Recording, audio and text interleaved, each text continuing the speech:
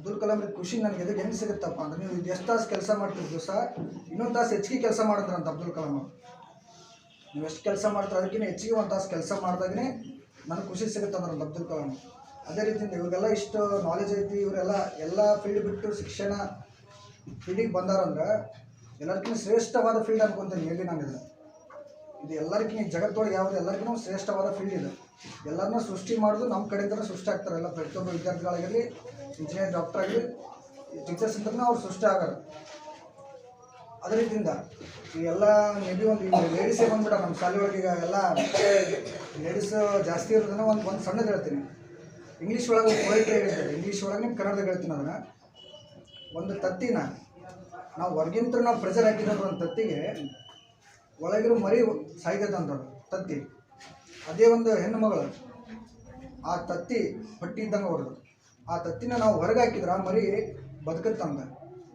ಆ ರೀತಿಯಿಂದ ನೀವೆಲ್ಲ ಮಕ್ಕಳು. ಅದಕ್ಕೇನಂದ್ರೆ ಒಬ್ಬ ಪೊಯಿಟ್ರಿ, ತತ್ತಿಗೆ ನಾವು ಹೊರಗಿಂತ ನಾವು ಎಷ್ಟು ಪ್ರೆಷರ್ ಮಾಡಿದ್ರು ಆ ತತ್ತಿ ಹೊಡೆದೈತಿ, ನಾವು ಒಳಗಿಂತ ಪ್ರೆಷರ್ ಹಾಕಿದಾಗ ಒಂದು ಮಗುವಾಗಿ ಹೊರಗೆ ಬರುತ್ತೆ. ಅದು ಅಂದರೆ ನಿಮ್ಮ ಮುಂದೆ ಜೀವನದಾಗ ಒಳ್ಳೆ ವ್ಯಕ್ತಿ ಆಗಿ ಸಾಧ್ಯ ಹೇಳ್ತಾರೆ. ಮತ್ತು ಇನ್ನೊಂದು ನಮ್ಮ ಗವಿಸಿದ್ದೇಶ್ವರ ಅಜ್ಜಾರು ಒಂದು ಮಾತು ಹೇಳ್ಯಾರ, ಯಾವತ್ತು ನೀವು ಬಡವರಾಗಿರಿ, ನಾವು ಹಳ್ಳಿಯಾಗಿ ಹುಟ್ಟೇವಿ ಅಂತ ಭಾಳ ಹೇಳ್ತಿರ್ತೀವಿ. ನಾವು ಬಡವರಾಗಿರಿ, ನಮ್ಮ ಮನೆ ಬಾರ್ ಸರಿಯಿಲ್ಲ, ನಮ್ಗೆ ವಿದ್ಯೆ ಹತ್ತಿಲ್ಲ ಅದತ್ತಿಲ್ಲ ಅಂತ. ಅದಕ್ಕೆ ಗವಿಸಿದ್ದೇಶ್ವರ ಅಜ್ಜಾರು ಏನು ಹೇಳ್ತಾರಂದ್ರೆ, ಬ್ರಹ್ಮ ಬರ್ದಾನೆ ಮನೆ ಬಾರ್, ಬಟ್ ಅಳಗ್ಸೋಕ್ಕೆ ಸಾಧ್ಯ ಇಲ್ಲ ಅದು. ಬಟ್ ಯಾವ ಥರ ಅಳಗಿಸ್ಬೋದು ಅಂದ್ರೆ ನಮ್ಮ ಕಡೆನೇ ಸಾಧ್ಯ ಐತೆ ಅಂದ್ರೆ. ಯಾವ ರೀತಿ ಅಂದ್ರೆ ಒಂದೊಂದು ನಮ್ಮ ಬೆವ್ರ ಹಣ್ಣಿಂದ ನಾವು ಅಳಗಿಸ್ಬೋದು ಅಂತ. ನಾವೆಷ್ಟು ಶ್ರಮ ಪಡ್ತೀವಿ ಅದರಿಂದ ನಮ್ಮ ಭವಿಷ್ಯನ ಹಣೆ ಬಾರ್ನ ಪಕ್ಕ ಚೇಂಜ್ ಮಾಡ್ಕೋಬೋದು ನಾವು. ಎಕ್ಸಾಂಪಲೇ ನಮ್ಮ ಮೇಡಮ್ಗಳು ಅಂತ ಈಗ ಬಂದಾರಲ್ಲ ಇವರೆಲ್ಲರೂ. ಯಾಕಂದ್ರೆ ಅವರು ಹಳ್ಳಿ ಒಳಗೆ ಹುಟ್ಟಾರ, ಅವ್ರಿಗೂ ಕಷ್ಟ ಐತಿ, ಎಲ್ಲನೂ ಅನುಭವಿಸ್ಯಾರ ಅವರು.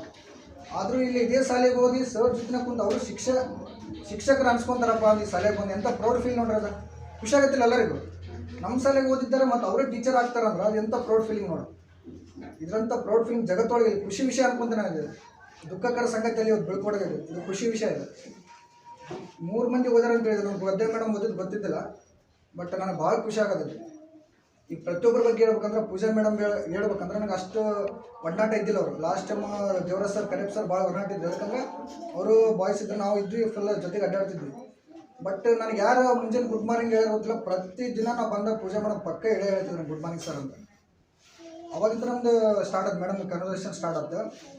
ಮತ್ತು ಇನ್ನೊಂದು ಪೂಜಾ ಮೇಡಮ್ ನಾನು ಒಂದು ಟೈಮ್ 9th ಹುಡುಗರು ಹೇಳಿದ್ರು, ನಾನು ಸ್ವಲ್ಪ ಸ್ಪೀಡ್ ಹೇಳ್ತಾರೆ, ಸ್ಲೋ ಅಂತ. ನಾವು ಹೋಗಿ ಮೇಡಮ್ ಹೇಳಿ ಅವತ್ತಿಂದ ಮತ್ತೆ ಹೇಳಿದ್ರು. ಇನ್ನೊಂದು ಶಿಕ್ಷಕರು ಹಾಕಿನ ಮೊದಲು ಶಿಕ್ಷಕರಿಗೆ ಒಂದು ಇಂಪಾರ್ಟೆಂಟ್ ಇರಬೇಕಾಗಿದ್ದು ಏನಂದ್ರೆ ನಡೀತೆ ಭಾಳ ಇಂಪಾರ್ಟೆಂಟ್ ಇರುತ್ತೆ ನಮ್ಮ ಬಿಹೇವಿಯರ್. ಯಾಕಂದ್ರೆ ಅವ್ರು ಎಕ್ಸಾಮ್ ಸೆಂಟರ್ ಒಳಗಿದ್ದಾಗ ನಾನು ಭಾಳ ಅಬ್ಸರ್ವ್ ಮಾಡ್ತಿದ್ದೆ ಎಲ್ಲ ಟೀಚರ್ಸ್ನ. ಒಂದು ಸಣ್ಣ ನಿರ್ಧಾರ ತೊಗೋಬೇಕಂದ್ರು ಸರಿಗೆ ಬಂದಾಗ ಕೇಳ್ತಿದ್ದಿಲ್ಲ, ನನಗೆ ಕೇಳ್ತಿದ್ರು ಅವರು. ಒಂದು ಸಣ್ಣ ನಿರ್ಧಾರ ಏನೋ ಒಂದು ಒಬ್ರಿಗೆ ಆನ್ಸರ್ ಏನೋ ಕೇಳೋ ಡೌಟ್ ಕೇಳಿದ್ರು ನಾನು ಕೇಳಿ ಹೇಳೋರು ಅವರು. ಅವತ್ತು ಗೊತ್ತಾಯಿತು ಇವ್ರು ಎದಕ್ಕೆ ಈ ಫೀಲ್ಡ್ ಆರಿಸ್ಕೊಂಡಾರ. ಪಕ್ಕ ನಾನು 100ಕ್ಕೆ 100 ಗ್ಯಾರಂಟಿ ಹೇಳ್ತೀನಿ. ಈಗ ಅವ್ರಿಗೆ ಲಕ್ ಅನ್ಕೊಂತೀನಿ. ಆನ್ಲೈನ್ ಬಂದವು ಮೇ ಬಿ ಎಕ್ಸಾಮ್ ಮೇಡಮ್ ನಿಮಗೆ ಮ್ಯಾನಲ್ ಹೋಗಿ ಅನ್ಸುತ್ತೆ, ಆನ್ಲೈನ್ ಅದಾವು. ಅವ್ರ ಲಕ್ಕಿಗೆ ಪಕ್ಕ ಇನ್ನೂ ಒಂದು ನೆಕ್ಸ್ಟ್ ಬಿಡೋ ಎಕ್ಸಾಮಿಗೆ ಅವರು ಪಕ್ಕ ಸೆಲೆಕ್ಟ್ ಆಗಿ ಜಾಬ್ ತೊಗೊಂಡ್ರೆ ಅಂತ ನನಗೆ ಪಕ್ಕ ಅನಿಸುತ್ತೆ. ನಿಜವಾಗ್ಲೂ ಅವ್ರು ಗೌರ್ಮೆಂಟ್ ಜಾಬ್ ತೊಗೊಲೇಬೇಕು. ಇನ್ನೊಂದು ರೀತಿ ಈ ನಮ್ಮ ಶಾಲೆಗೆ ಬರೋಂಥ ಎಲ್ಲ ಪ್ರಶಿಕ್ಷಣಾಧಿಕಾರಿಗಳು ಸೈನ್ಸ್ ಸರ್ ಹೇಳ್ದಂಗೆ ನಾನು ನೋಡಿದ್ದೆ. ನಂದು ಅದೇ PVS ಸ್ಕೂಲೊಳಗೆ ಓದಿದ್ದೆ. ನೀವು ಮೇಡಮ್ ನೀವು ಹೋಗ್ತಾರಲ್ಲ ಅದೇ ಸ್ಕೂಲಾಗ ಮುಂಚೆ ನಾನು ಅಲ್ಲಿ ನೋಡ್ತಿದ್ದೆ ಅವಾಗಿನ ಮಂದಿನ. ಇವರೆಲ್ಲಿ ಟೀಚರ್ ಆಗ್ತಾರಪ್ಪ ಅಂದ್ರೆ ನನ್ನ ಮೈಂಡ್ ಸೆಟ್ ಆಗಿತ್ತು.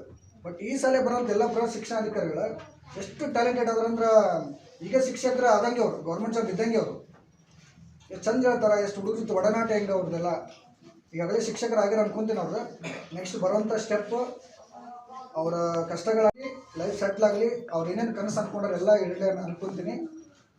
ಅದೇ ರೀತಿಯಿಂದ ಮತ್ತು ನಾಗರತ್ನ ಮೇಡಮ್ ನನಗೇನು ಇಷ್ಟ ಅಂದ್ರೆ ನಾನು ಹುಡುಗಿಯರಿಗೆ ಹೇಳಿದ್ದೆ, ವಾಯ್ಸ್ ಭಾಳ ಐತೆ ಮೇಡಮ್. ಅವ್ರ ಪಾಠ ಒಂದು ಎಷ್ಟು ಚಂದ ಕೇಳಿಸ್ತಿತ್ತು ನನಗಂದ್ರೆ ಭಾಳ ಅಬ್ಸರ್ವ್ ಮಾಡ್ತೀನಿ. ಭಾರಿ ಚಂದ ಹೇಳ್ತಿದ್ರು ಅವರು. ಅದೇ ರೀತಿಯ ಗದ್ದೆ ಮೇಡಮ್ ಕೂಡ ಅವರೇನು ಗದ್ದೆ ಮೇಡಮ್ ಬರಲಿಲ್ಲ. ನಮ್ಮ ತಂಗಿ ನನ್ನ ಅಣ್ಣ ಅಂತಿದ್ಲು, ಹೋದ್ರೆ ಹುಲಿಗೆಮ್ಮ ಅಂತಿದ್ಲು.